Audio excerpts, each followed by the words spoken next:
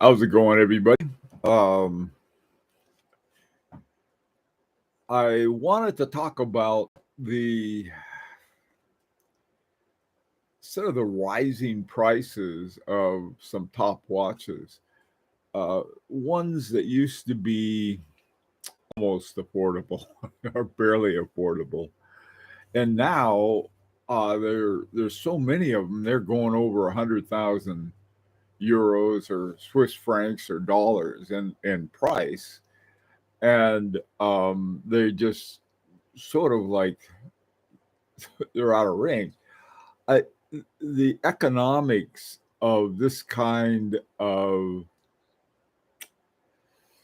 I guess you'd call it horology, is such that you've got to do something different, but oftentimes something different or something great can be very long term and expensive to produce. And by the time you get it done, you end up with something that's incredibly expensive. Hey, Rel, Javi, how you doing? Mr. Gumby, good to see you. Caesar, good morning. Killer, hi. Killer audio file. Hey, Tim. Oh, okay. Well, you're Tim this morning. You're sober and playing golf, or planning to anyway. Hey, Watch Mike, how you doing? I don't think I'll ever be able to justify owning an FP Journe, ever. Wish I got one before the COVID. Yeah, this is true. I wish I'd gotten more. That was before then. I think you're right. Hey, Rancher, how you doing? How to get into flyover states? Yeah, we had one of our air conditioners went out, so we're having to use more fans. I'm trying to think how many we have. My wife decided that the back room, my study, didn't need one as much as the front room. So anyway, I got my fan, so I'm a happy camper. Um, hey, Junior. Okay.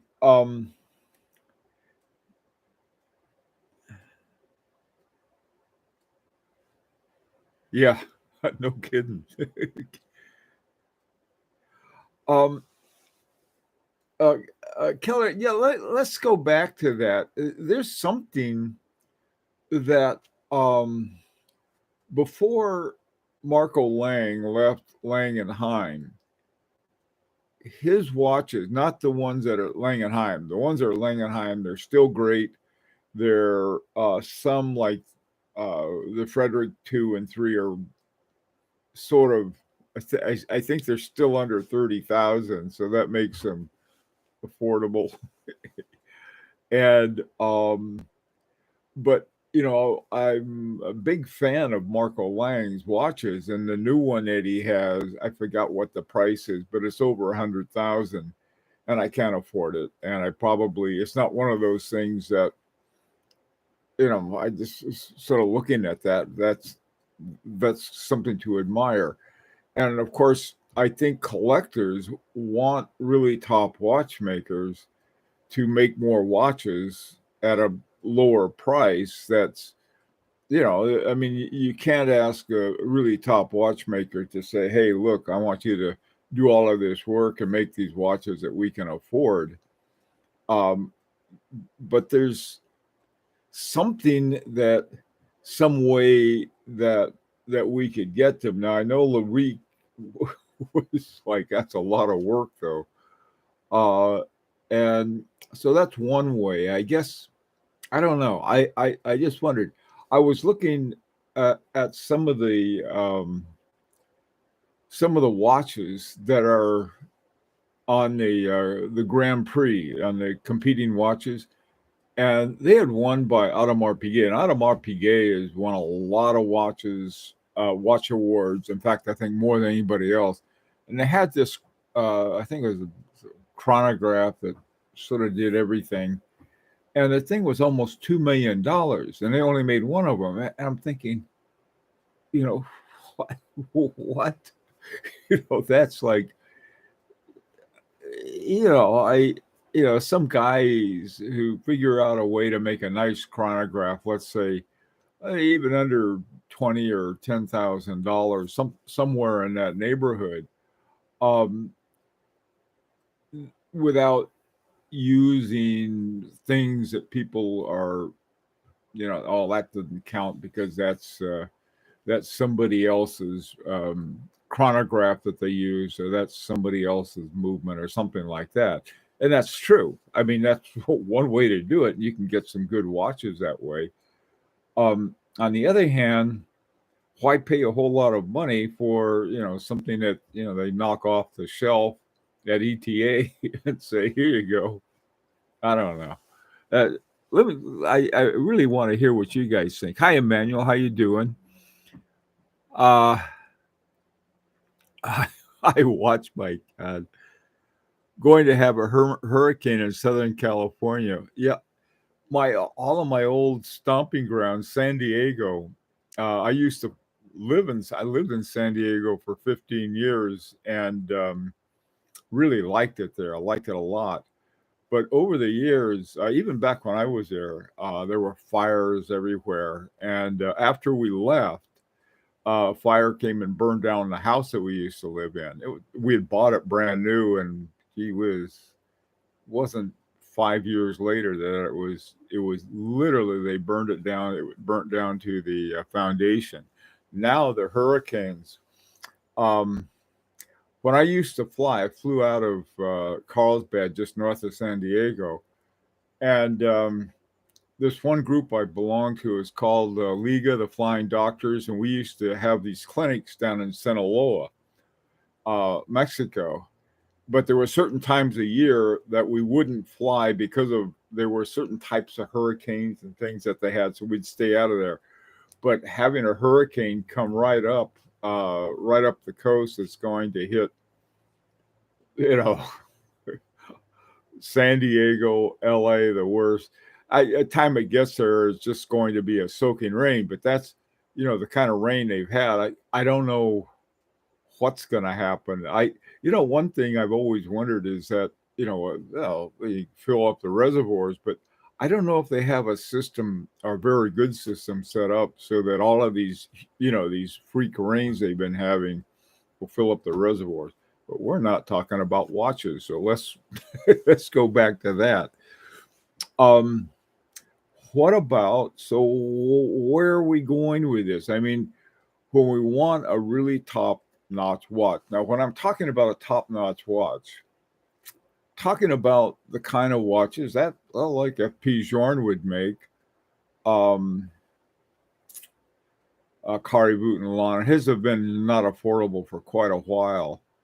Um, I've been looking at some of the younger ones. I'm going to talk about those on Monday in the Monday video. I want to take a look at some of these really sharp young watchmakers and where they're going. And I, one of the things about a lot of really good watchmakers is that they're terrible businessmen. They're just not very good at business, but they're good at horology, and that's sort of a funny kind of thing. I think if there's I'm looking at something weird going on here. I wonder what that is. Oh, I see. My wife put some plants in behind me. Okay. I think some of the carpetbaggers may be packing it up and leaving the hobby. Rancher, which ones are you talking about, Clyde? What carpetbaggers? I'm trying to figure out who that might be. Hi, Dark Star. I hope JLC and Breguet find a way to lower prices. Doubt it can happen. I think JLC's prices are pretty much dictated by Richemont. As far as Breguet by Swatch. Yeah, they have. I don't know why I still feel uneasy about sticking silicone hairsprings in there. You know, that's that's something I know that a lot of people say, yeah, it's a matter of being a Luddite. There's it, it's really not a matter of being a Luddite. If people want, like, okay, look at all of the advantages of silicone hairsprings. I know what they are, but if you want that, get a smartwatch. They're full of silicone, and they're more accurate, and they do more things. My wife and I locked ourselves out of the house on. We have a new door and a whole new front end we're putting in, and we locked ourselves out by mistake. So we were trying to get back in the window in the back, and it's a little turned out to be a little too perilous. But my wife's watch says, "Did you fall down?"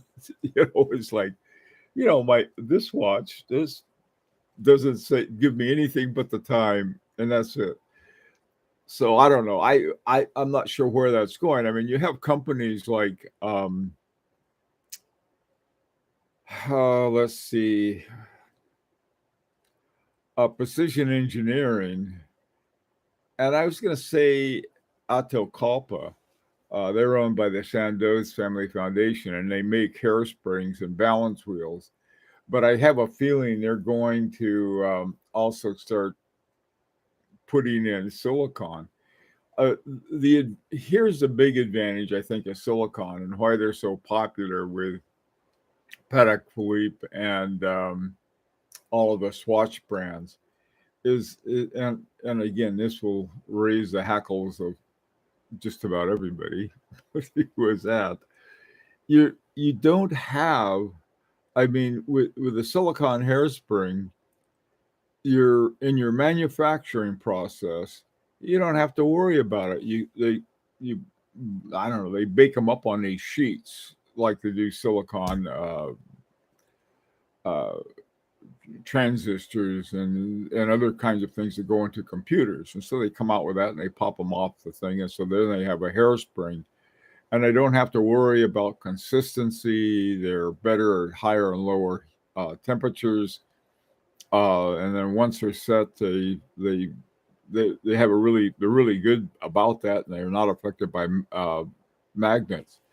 That's all true, all of it, and they're better than, for the most part, uh, hairsprings made from transitional metals. Now you have a Strassmann hairspring, and then you have the Parachrome hairspring by Rolex, the Strassmann by Precision Engineering, which is part of the H. Moser. So you have those, and they work really well, and you can adjust them. That's the one advantage they have over silicon. But I don't know if that's where it's going. That's where it's going. But and what I can understand, if we're talking about we like traditional mechanics of the watches. Anyway, that's me. Okay, let's see what else is going on. Hey, Caesar, AP reduced the price this year. There's some hope. Yeah, that what I'm hoping is that they get the thing so far out of range of the main people who can afford it that some bean counter says, look, we're going to lose money by having these high prices. See, one of the mindsets that exists in high horology is that you can't give lower prices. If you have models that just are not popular, like the ones I like to buy, um, the if you lower the price, then it's not going to be perceived as valuable. Okay. So what they do, this is when they dump them on the secondary market, and the secondary market then can lower the prices and still make a profit. And I think this is one of the things that they have to deal with. One way of dealing with it, and I think they did it, is instead of using gold, they'll use stainless steel, and that it'll drop it by $10,000 for the same watch. So that's one trend. I like steel watches. I like gold watches, but you know, okay. Here you go with six. Now that Andreas Streller came out with an accessible watch of Cena, I agree. I agree 100%. Uh, Goba 66. Yeah, Tim. Tim, don't you live in Connecticut too? Watch Mike do. JLC just bumped prices up. I know. I tell you, this is the other thing that JLC did. Their geophysic line, they dropped it. Now, when I say JLC dropped it, it may not have been JLC that dropped it. It could have been Richemont. Richemont said, "No, these guys aren't selling fast enough," and they're exactly the kind of watch I think that collectors like. I certainly do. I mean, the for a world timer, that was, I think, if I'm going to get a world timer, that's the one I'm going to get. But I'll have to get it from either the used market or, find a secondary market that still has them. Yes, Strahler, he's that I think is I wouldn't be surprised if those things sell out very quickly, and they're hard to get. That happens. Rolexes, they're not that expensive. I mean, not compared to a lot of the high horology watches, but man, those things sell out like mad. So I mean, it's possible to have a really good watch and have a lower price, but if they start selling out really quick, they'll raise the prices. One day I'll own that new JLC Reverso Chrono. Okay. Real estate market really bad and in the process of collapsing their economy, which is affecting the watch market. Be able to pick up some great ones, watches in 2024. That'd be great. That'd be a good thing. I'm all for picking up something good buys.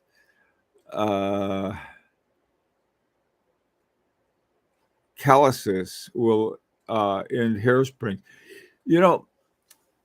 I don't know if it will or not, but it's certainly one that I think I'd like to see. You have the thing with calluses, when I look at that, you have the rake instead of a hairspring, but then you have the rake is sort of pivoting between these two spring pieces of metal between them. And so I wonder, will that be consistent or will they wear out? Will they have to be adjusted? I don't know. I tell you, one of the projects I think would be a great Larique project, or anybody really, is to say, work with somebody, work with a movement company, like let's say Agenor or Vauchur or someone who is, or Crenode, and say, hey, what we'd like to do is we'd like to take one of your off-the-shelf movements, put in this Calcis hairspring, and could we do that? I think of all of them, probably Agenor probably has the most skillful set of horologers to do it, but Crenode is nothing. I mean, those guys are quite good too, as are Vauchur. Hey, Jack. Silicon is popular here in Los Angeles, in not so good way, along with Botox. I think that's. I have silicone. Hey, neighbor, how you doing? Hi, Truman. Uh, does precision engineering supply hairsprings to Agenhor due to their closer cooperation? Yes. I think they did it. I know that at one time, in fact, I thought our Larique watches had, I thought these had Alto Coppa hair springs. And I think some of their movements did have the autocolpa, and now the our watch has a Strawman hairspring, and the new ones we have are also going to have a Strawman balance wheel too. So we're looking forward to this next one as well. Uh, I don't know if it. I think the closer cooperation didn't hurt. You know, I'll put it that way. It's sort of like, you know, do you do you eat at your girlfriend's father's restaurant? Yeah, why not?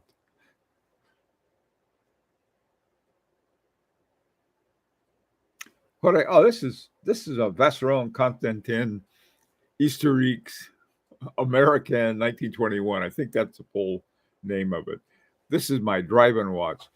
Love this watch, but it takes forever to wind. It's hand wound, but I think it has a really super strong hairspring, and so they had to gear it down. Had to gear down the winding, the keyless work. So they had to wind it down or gear it down. So you got this little bitty winding wheel and you wind like that. It's easy to wind, but it takes so long.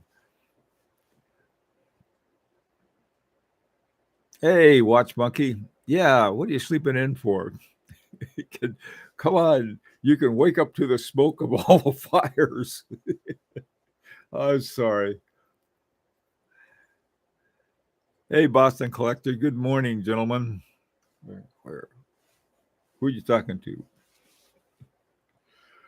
Okay. Um. Anyway, going back to the topic, I'm glad Gooba 66 brought up Streller and the SEMA. That's exactly the kind of watch by a top watchmaker that we need to see. You know, uh, what is it? Andreas Streller has offered his services to other watchmakers. For example, what is it? Oh,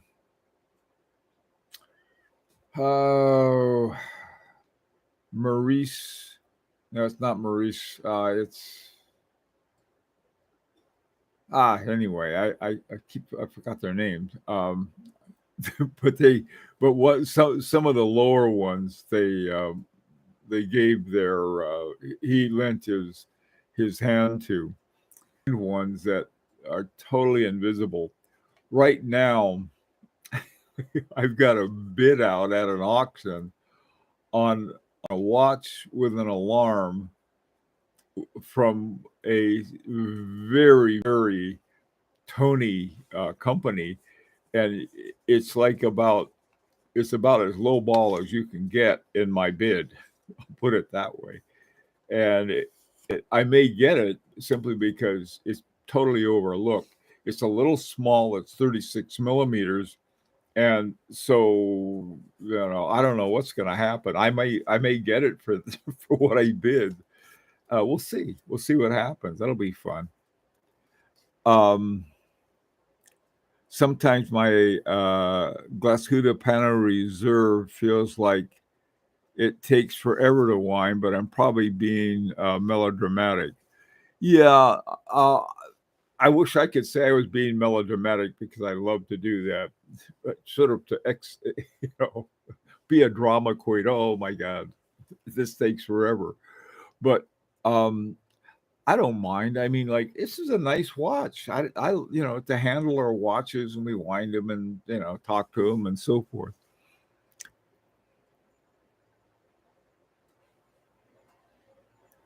Secondary gray market is dead floating face down in the backyard pool.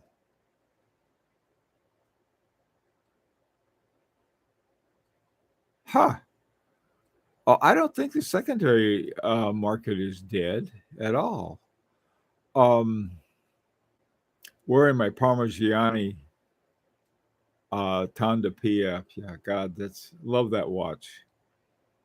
Um, my CQ panorama date takes a long time to wind as well. I think, and I could be wrong. It's like, when you're going uphill on a 10-speed bike and you lower the gear, you're going like this, but you're just going slowly. That's pretty much what it's like. Hey, Boston, with access to independent brands increasing, do you think that people appreciating high horology is actually increasing, or do you think the collectors are more about collection with the watchmaker? Good question. Um, um,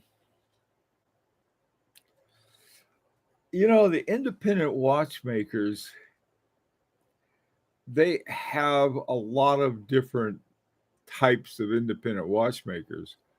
Uh, some some of them are taking, they're sort of doing what the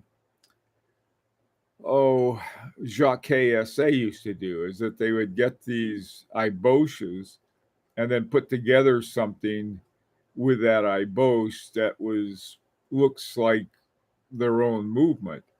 And those are like, I collect my Jacques 736s because I think it was a brilliant job that Pierre Jacques did on those things.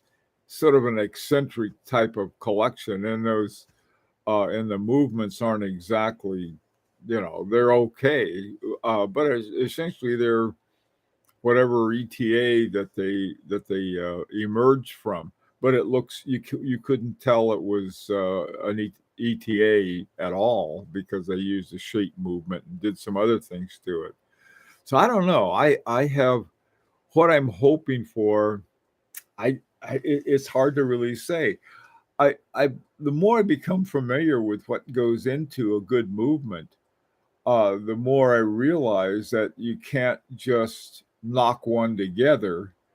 Um, there's sort of two ways to go about it. You have these huge investments in I guess you'd call it the infrastructure for the tooling and the machinery and everything else. One company that's owned by the Festina Group has a factory whose name again is something that I can't remember. Um, they have a sort of a cool name, but anyway, they're owned by the Festina Group, and they use this nanotechnology based computer, and they will take a movement and be able to recreate it. And I think that's what Ophion watches did with the movement of the teletime movement that became property of Festina and Soprod, actually. Interesting kind of stuff that's done. I, you're not talking about craftsmanship, you're talking about something else. I don't know. I hope that these, some young guy comes along or some young gal comes along with a movement, just sort of whip something up that is really nice. I mean, if you take a look at the Marco Lang's from Langenheim, look at the Georg. Here you have a watch, a movement that turns three hands. Okay, the hour, the minute, and it's brilliant though, and you can see the whole works.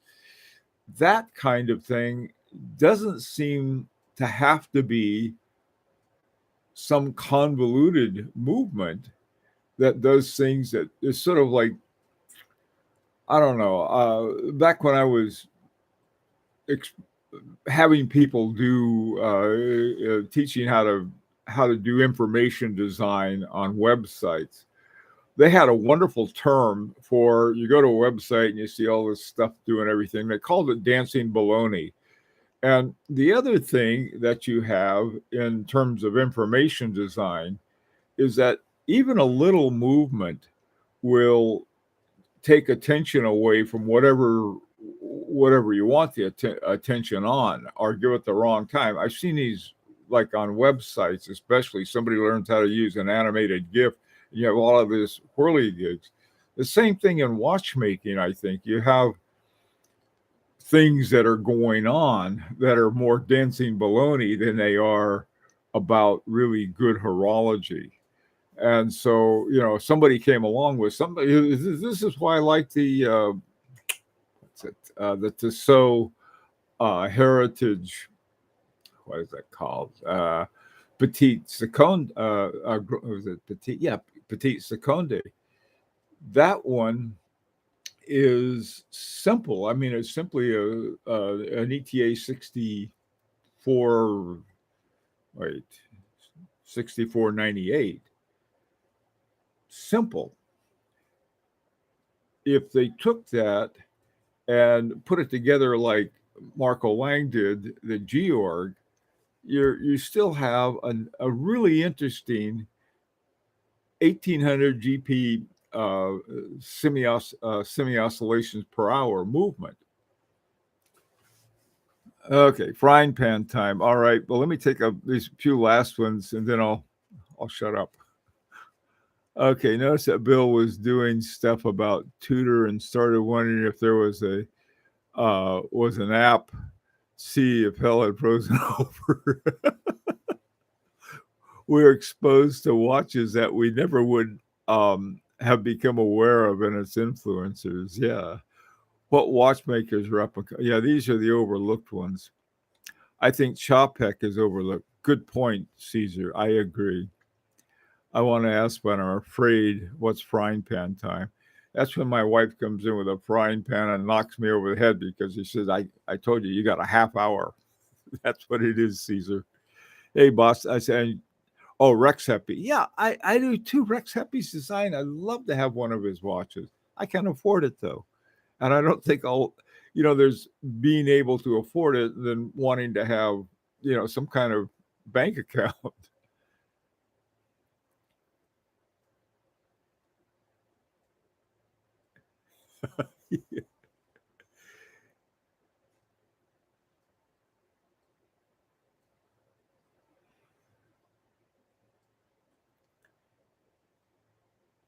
Petite Seconde is for sure. Yeah, especially at its price. And it's just as much fun as something, like I said, with all this dancing baloney.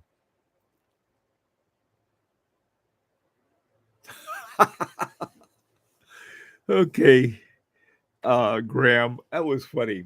All right, guys, listen. This afternoon, what I'd like to do is see if we can come up with something of what would be something that would work for everybody. In other words, we as collectors can't come up with something that a watch company would lose money on, or not want to do. So we got to come up with something that's profitable for them and good for the collectors as well. See you at 4:00 if you can make it. Otherwise, thanks for coming, getting up early, and take care for now.